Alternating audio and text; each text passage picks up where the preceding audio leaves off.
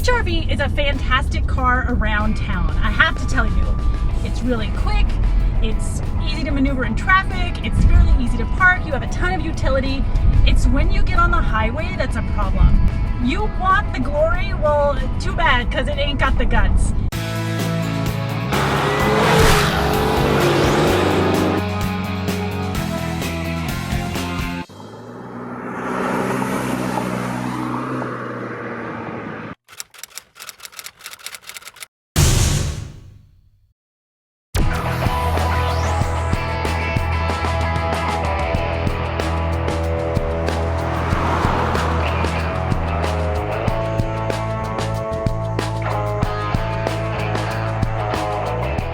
It's EMME Hall, and today I am super excited to bring you the 2016 Honda HRV. That's right, it's the latest entry into the subcompact crossover. Under the hood, Honda's given us a 1.8-liter four-cylinder engine, which is good for 141 horsepower and 127 pound-feet of torque.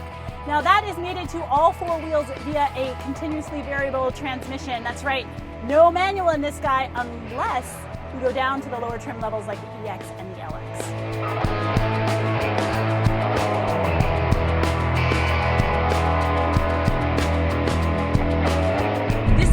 Just doesn't give you anything. Now I do have a sport mode and I do have paddle shifters, which will keep the transmission within a couple of preset parameters. So I thought that maybe that would help the merging onto the highway issue that I seem to have. It does not.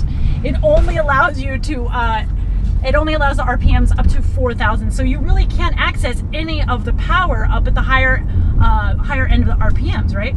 So here I am. I'm at 20 miles an hour, and when I floor it, oh my god, it's just so sluggish.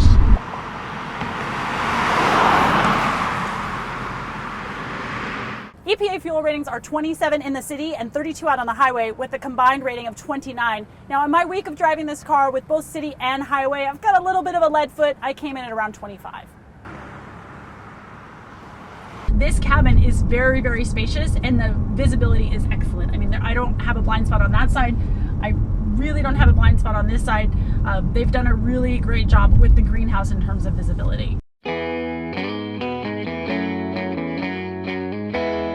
So our test model is the EXL with navigation, and that's all-wheel drive. Now, unfortunately, if you want all-wheel drive, you do have to get the CVT. There is no manual with all-wheel drive, which is a shame. They do that in the Juke as well, right? I mean, I love the Juke, but I want the all-wheel drive, and I can only get a manual if I want front-wheel drive, which I would not. So, you know, you gotta pick your poison. In terms of style, Honda has taken a very minimalist approach, and I'm not exactly sure that it works. I mean, there's nothing here. And normally I'm pretty big on a clean, minimalist look, but I think Honda's taken it a little bit too far. Having said that, I do have some soft touch materials. I've got a little bit of an armrest here, soft touch on the door. There's not a ton of storage. I've got a little place down here and a tiny, like just big enough for my phone, space in between the seats. But I've got all of the standard features you've come to expect in a new car, right? I've got Bluetooth, I've got hands-free, I've got a USB port, I've got satellite radio, I've got cruise control. I mean, I could go on and on. It's all here.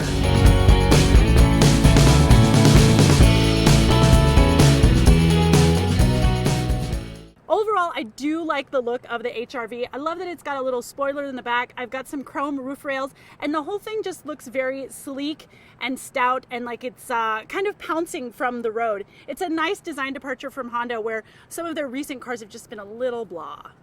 Now my HRV is rolling on 17-inch wheels with Michelin all-season tires, but it seems like maybe we could go up just an inch to 18-inch wheels. I mean, look at how much room I have here. The wheel well is so big. It makes the tire look really small, so the proportion is off just a little bit.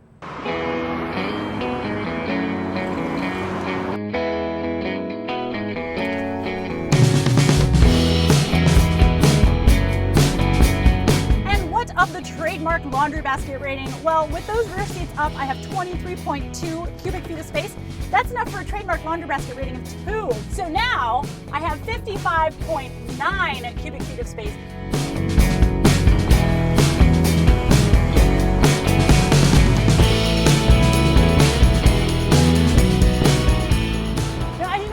TFL cars start off as a perfect 10, but I've got to take 1 point for the lack of power. 1.8 liters and 141 horsepower just ain't enough for this baby. And I've also got to take a point off for the bland exterior styling, but that's still an 8, which is still a buy it. Now the 2016 Honda HR-V comes in at $26,720. Now that's for the EXL with navigation, which is the top of the line. Now there's other choices out there for you. There's the Jeep Renegade for those who need something trail rated. There's also the Mazda CX-3 if you're looking for something sporty. And if you're just crazy about wacky design, look at the Nissan Juke. That's it for today. I'm Emmy Hall. Thank you so much for watching. You can find us on all those social medias, so be sure to follow TFL Car and me. I'll talk to you later. Bye.